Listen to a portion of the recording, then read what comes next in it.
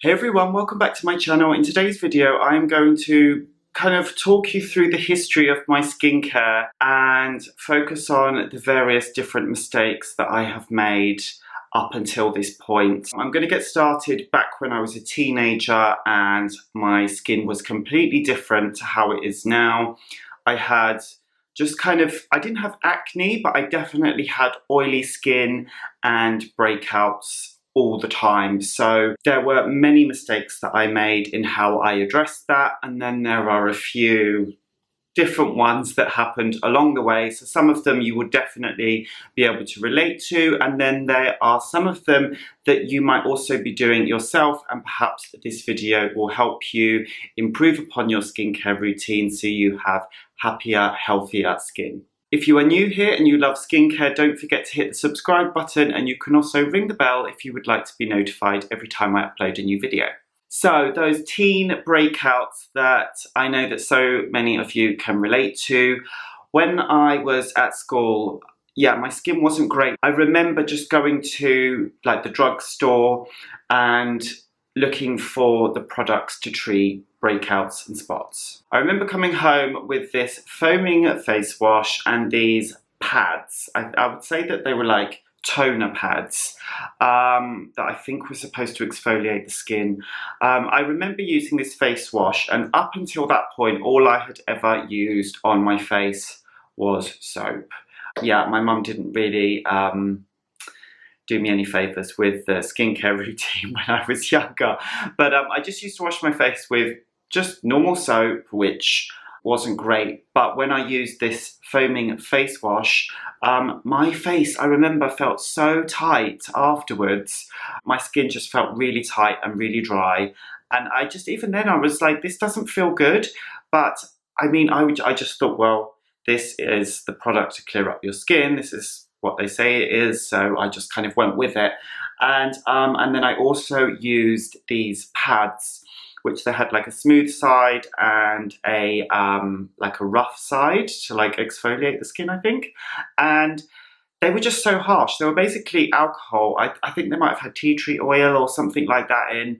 They smelled quite strong, and I didn't put on any moisturizer afterwards. So my skin was just so dry, and I remember it just became really sensitive and it just really unbalanced my skin. I definitely broke out a lot more when I started using the product, and I just remember my skin being really unbalanced and these products just didn't help. And at the time there just wasn't a great selection of skincare in terms of, like, I wish that I knew what I knew now, so I could have just kind of got a nice gentle cleanser like the squalane cleanser from The Ordinary, some salicylic acid, a nice lightweight gel moisturizer with some hyaluronic acid, and a good lightweight sunscreen, maybe throw a little bit of niacinamide into the routine. But those products I just don't think were available then. So in order trying to help my skin, I definitely over cleansed it, dried it out, damaged it, unbalanced it, and made it more sensitive in the process. So I remember when I just finished school and I started training to be a hairdresser in a salon, and some of my friends that I met through my new job said, I know what's really, really good for your skin. You should go on tanning beds. Go on a sunbed, it'll give you a lovely tan, and it will just heal your spots, they'll go away. And I thought that was a great idea. So I remember every Saturday after work, we all used to go and have a sunbed after work before we went out on Saturday night. It was just the most exciting thing ever. And so I used to go, and I must admit, it did help. It really helped clear up my skin. And I even used to buy these intensifiers. So there were these creams. It wasn't sunscreen. They didn't have any SPF protection in them. They used to just like make your skin tingle more, like make you go like tan more. So I used to use those. I think that they used to warn me not to put it on my face, and I did.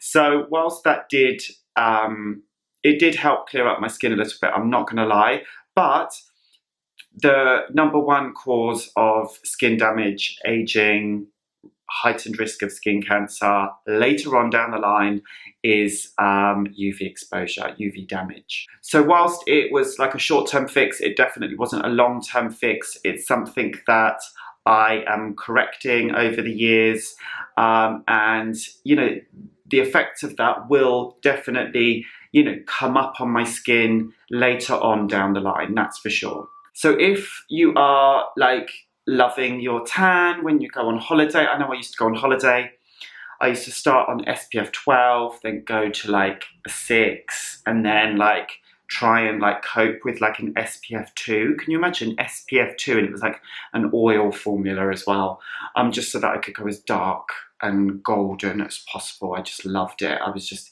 did everything for my tan. I just think that just do a fake, you know, a fake tan, a spray tan, and you will, like, I just wish that I'd listened to my mum, because even my mum said, don't do that, it's going to damage your skin. Even though she used to tan a little bit herself, I'm not going to lie, but she would say like, don't go on the tanning beds, and it felt good at the time, but I mean, it's so bad. It's like smoking. It's like, you know, you don't really realise the damage it's doing straight away. You might cough a bit, but it's like when you first go in the sun and you burn a bit. But you don't realise the damage that it's doing, so don't do it. Going back to the breakouts, I think that's something that I see a lot of people do when I'm talking to friends or friends of friends about how to improve their skincare routine. And a lot of people that have got breakouts or acne, when they're talking about it, they're touching their face. I think that it's a very easy habit to have. I definitely used to do it, and I now don't touch my face, and God forbid anyone touches my face. I think that that's the most invasive thing that anyone could do to me, is like touch my face. It's just, I think it's so gross. Terrible thing that I did, thanks to my newfound friends when I started working in the hair salon, is one of them said to me, I had a breakout, it was Saturday. I wanted to go out for the night, wanted to look really good. They said, peroxide, like in the salon, you use peroxide all the time when you're mixing colours. You mix it with bleach, you mix it with like the hair colour, the hair dye, and so you always have peroxide there. And they said, just like put a cotton bud in it and, you know, just dab it on. And this isn't like the Glossier like little zit stick or something like that you can apply, where it's been like carefully formulated so that it's safe to go on a blemish. This is like stuff that you use to like colour your hair, so it's like industrial strength. No, not industrial strength, that's a bit much, but it's strong. It's too strong to put on your face. I put it on my face, it like took the top layer of like skin that was just protecting the whitehead, I remember. That just like sizzled, and then the whole thing just went completely white. It's like it bleached that area of the skin. It did kind of go back to normal again about an hour later, but that is going to cause some kind of cell damage. It's definitely going to heighten the risk of hyperpigmentation, PIH, post-inflammatory hyperpigmentation, longer down the line, which is going to be like an uneven skin tone. Just not a good idea. I'm sure that none of you would be stupid enough to do that, but in case you do work in a salon and someone is giving you advice to do that, learn from my mistakes and do not do it. So it gets a little bit better from here. There's still mistakes, but they're better mistakes than the ones that I've already spoken about. I think that one of the first proper skincare products that I started using was an exfoliating face wash. It had not a scrub, it had like an AHA or a BHA. It was a chemical exfoliating, it was a foaming face wash, but it was good. I remember it cleared up my skin, and it was definitely good in comparison to, you know, that face wash that I told you about earlier.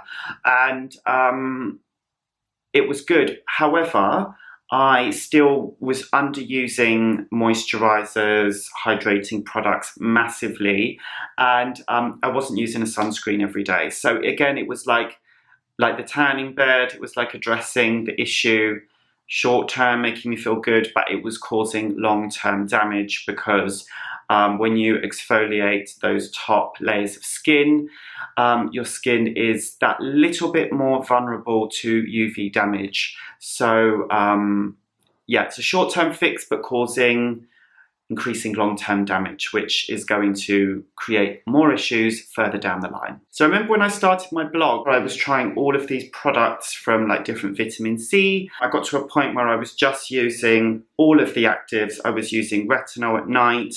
I was exfoliating my skin either before I used my retinol at night, or I was exfoliating my skin before I used vitamin C during the day, and it just became so dehydrated that I was piling on the hyaluronic acid serums, and I was just putting so much serum and product on my face that it just ended up clogging my pores more because, you know, just piling all this stuff on to try and keep my skin hydrated, because all the actives that I was using was just causing my skin to become so dehydrated, sensitive and dry. So if you are looking to address acne or breakouts or redness or sensitivity on the skin and you're using certain skincare products, if you overdo it, a lot of people that overdo the retinol, they damage their skin's natural barrier function. It ends up making the acne worse than if they just bring it back a little bit and then just use it gradually into the routine. Don't overdo it. Keep the natural barrier function intact so the skin is healthier, less sensitive, and everything is so much better. So the final thing that I want to talk about is the way that I have learned to handle my skin much better. And I think that it wasn't until in the last like 6 months or a year that I really have become much more gentle with my skin. I probably still am a little bit more heavy-handed than I would like to be. I think it's just the way that I am. But I remember when I used to remove a like cleansing balm or a cleansing oil with a washcloth, and I used to just press too hard onto the skin, like really kind of apply that pressure and wipe. I was just too harsh on the skin. You just want to handle the skin with the utmost care and sensitivity, like it is a very delicate fabric. The same goes for cotton pads. I think that, you know, doing the windscreen wiping and rubbing in circles is a big no-no.